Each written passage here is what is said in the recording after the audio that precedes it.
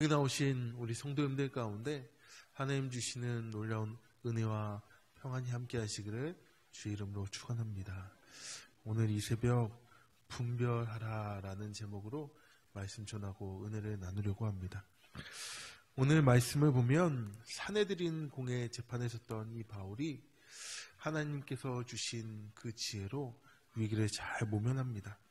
그런데 그 위기 뒤에 산 넘어 산이라고 더 큰 위기를 맞이하게 됩니다.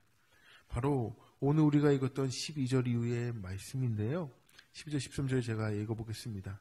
날이 새매 유대인들이 당을 지어 맹세하되 바울을 죽이기 전에는 먹지도 아니하고 마시지도 아니하겠다 하고 이같이 동맹한 자가 40여 명이더라. 아멘. 뭐라고 되어 있냐면요, 일부 유대인들이, 약 40여 명이나 되는 유대인들이요, 이 바울을 이제는 살해하려는 음모를 꾸미고 있었다라는 겁니다. 자신들의 뜻대로 되지 않자 이들은 이제 바울을 멀리 죽여야겠다라고 생각한 것이죠.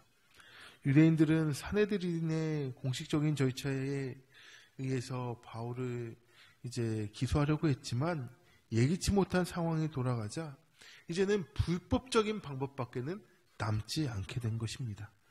12절에 등장하는 그들 무리를 일컫는 이제 당이라는 단어는요, 이제 19장 40절에 불법 집회라는 말로 번역이 됩니다.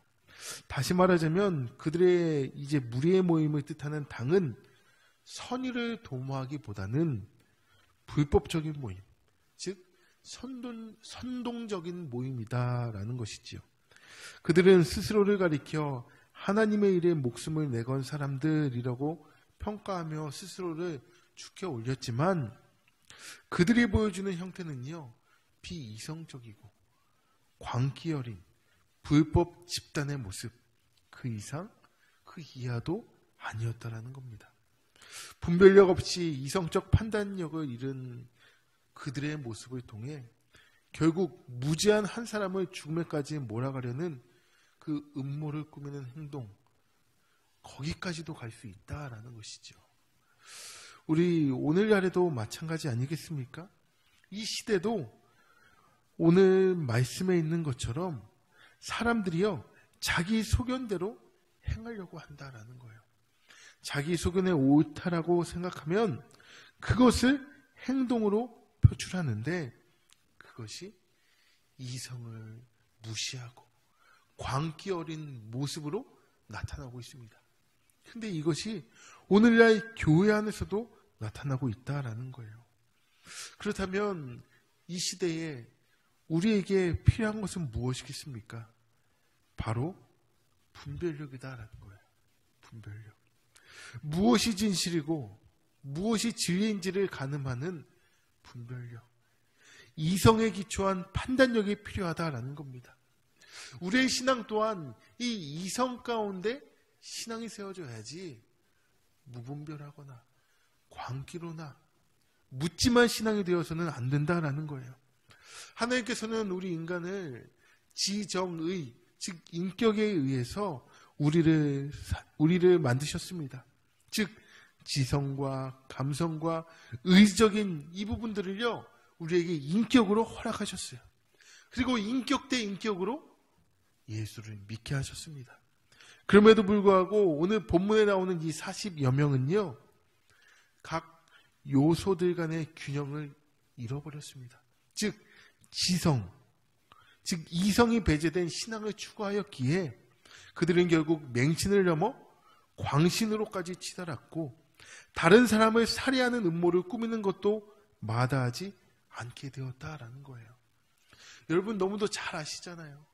우리 대한민국 가운데 있었던 그 잘못된 이단과 사이비. 근데 그들에게 뭐가 부족한 건가요? 의지도 있고 감정도 있는데 바른 이성이 없다라는 겁니다. 즉 성경에 기초하지 않은 바른 이성이 없기 때문에 그들은 의지도 있고 감성도 있지만 결국 광기 어린 신앙으로서 사람을 죽이기까지 했잖아요. 오늘 이 영적 암흑기인 현 시대에 우리 각자에게 요청되는 것은요, 바로 이 분별력입니다. 이성에 기초한 판단력과 그 이성에 기초한 신앙이 필요하다라는 거예요. 우리는 이 사실을 잊지 않고 늘 기억해서 선동하려는 이 시대에 우리는 깨어서 분별해야 됩니다. 많은 이단들이요, 우리를 선동하려고 잘못된 것으로 우리를 현혹합니다. 그러나 우리가 바른 이성, 성경 가운데 예수 그리스도를 믿고 있다면 잘못됐다는 걸 알 수 있어요.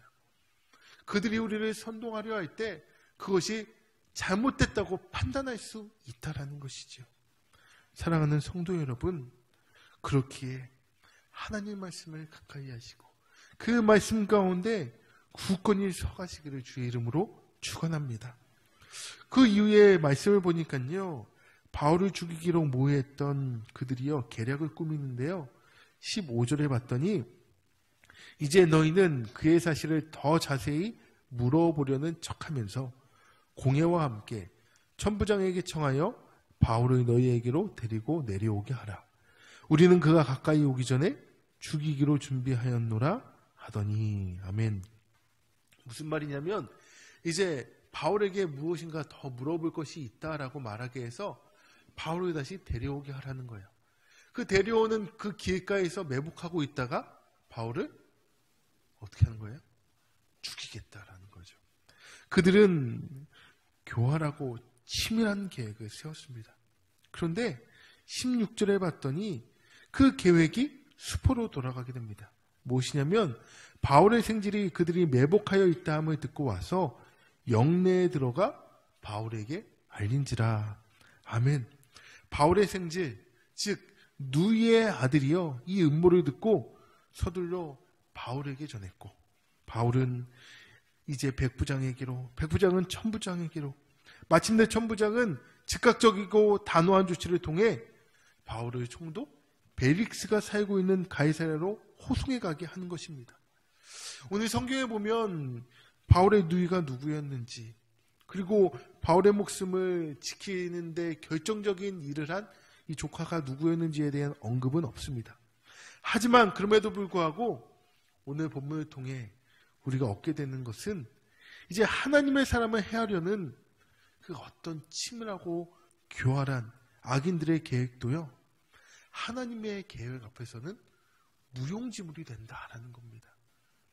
그 어떤 사람들이 우리를 해하려고, 넘어뜨리려고, 죽이려고 치밀한 계획을 세우고 오더라도 하나님께서 개입하시면 수포로 돌아간다라는 거예요.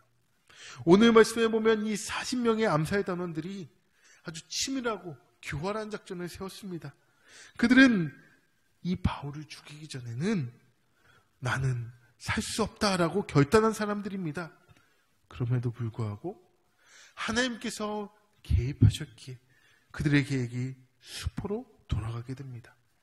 하나님께서는요, 하나님의 사람들이 위기 가운데 있을 때 가만히 계시거나 팔짱 끼고 보고만 계시는 분이 아니세요. 바울에게 하셨던 것처럼 그 상황 속으로 적극적으로 개입하셔서 우리를 보호하시고 인도하시는 신실하신 하나님이십니다. 사랑하는 성도 여러분, 오늘 내가 악인들에게 둘러싸여 있습니까? 오늘 내가 죽을 것 같은 위협 가운데 모여 있습니까? 그렇다면 오늘 우리를 인도하시고 보호하시는 그 하나님, 그분을 믿으시기 바랍니다.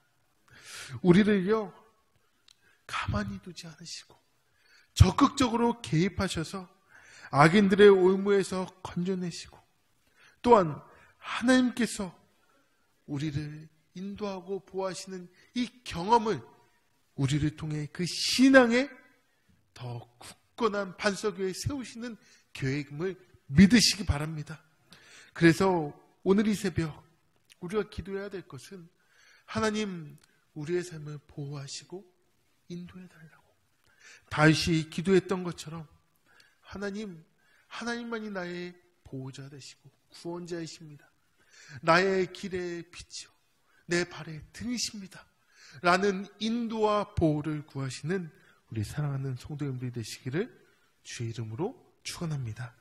기도하겠습니다.